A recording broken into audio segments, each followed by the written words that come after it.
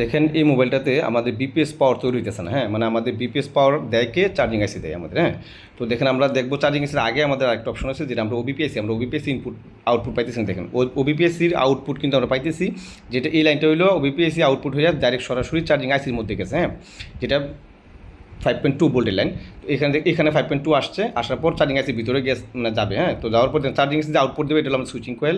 এই সুইচিং কয়েলে আমাদের আউটপুট পাইতেছি না, মানে কি আমাদের সুইচিং কয়েলে আমরা কোনো বিপিএস পাওয়ারের ভোল্টেজ আমরা পাইতেছি না। তো এই ক্ষেত্রে আমাদের চার্জিং আইসিটা 100% শিওর যে চার্জিং আইসি খারাপ, কারণ এই মোবাইলটা মূলত দেওয়া হয়েছে একটা দোকানে দিয়েছিল আপনার করার জন্য, টাচ চেঞ্জ করার জন্য। টাচ চেঞ্জ করার পরে সেট আর চালু হয় না, আমার কাছে পাঠাইছে। তো মূলত সমস্যা হচ্ছে এটা কি, চার্জিং আইসিটা খারাপ। এটা পিএমআই 632/902 ভার্সন। হ্যাঁ, পিএমআই 632/902 00 ভার্সন যেটা। তো এই আইসিটা খুব জনপ্রিয় একটা আইসি কিন্তু। তো আমরা এই আইসিটা চেঞ্জ করবো আজকে। এটা হলো মডেলটা হচ্ছে রেডমি 7। হ্যাঁ, তো আমরা আইসিটা ক্লিন করে নিলাম। সব ভিডিওতে সব কাজে দিই না, হ্যাঁ, মানে একটু শর্টকাট করে নিলাম। তো আমরা আইসিটা লাগাবো সরাসরি। হ্যাঁ, আইসি লাগানোর পর দেখবো যে আমাদের বিপিএস পাওয়ার তৈরি হইতেছে কিনা। তো আইসিটা আমরা লাগিয়ে নেবো। দেখেন আইসিটা সুন্দরভাবে লাগিয়ে নিই।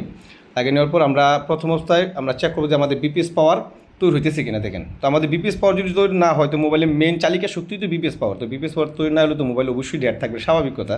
তো যাই হোক, আজকে মানে একটা ছোট্ট ভিডিও আপনাদেরকে, মানে যারা নতুন কাজ করতেন তার জন্য খুবই মানে গুরুত্বপূর্ণ একটা ভিডিও আমি মনে করি, খুব শিক্ষণীয় একটা ভিডিও। তো দেখেন আমরা চার্জে লাগাবো, চার্জে লাগানোর পর আমরা দেখবো যে আমাদের বিপিএস ভোল্টেজ তৈরি হয়েছে কিনা। ওই যে পাওয়ারের পাশে যে ক্যাপাসিটারে আমরা মাপ দিচ্ছিলাম, এখানে 3টা ক্যাপাসিটি আছে, যে কোনো একটা মাপ দিলে হবে। হ্যাঁ, ওইখানে আমাদের বিপিএস পাওয়ার আমরা সরাসরি পেয়ে যাবো। তো এটা হলো পাওয়ার আইসির ইনপুট। হ্যাঁ, এবং পাওয়ার আইসির আউটপুট হলে যে কয়েলগুলো দিয়ে ভোল্টেজগুলো বার হয় আমাদের সিপিইউ এমএসিতে যায়।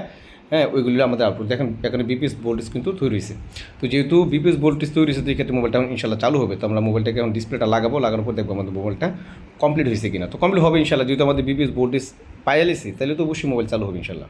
হ্যাঁ, তো আমাদের যারা আইসি লেভেলের কাজগুলো শিখতে চান, বা আমার এই কাজগুলো যাদের কাছে ভালো লাগে, অনেকে কমেন্ট করেন, যারা এই আইসি লেভেলের কাজগুলো শিখতে চান তারা অবশ্যই আমাদের সাথে যোগাযোগ করবেন।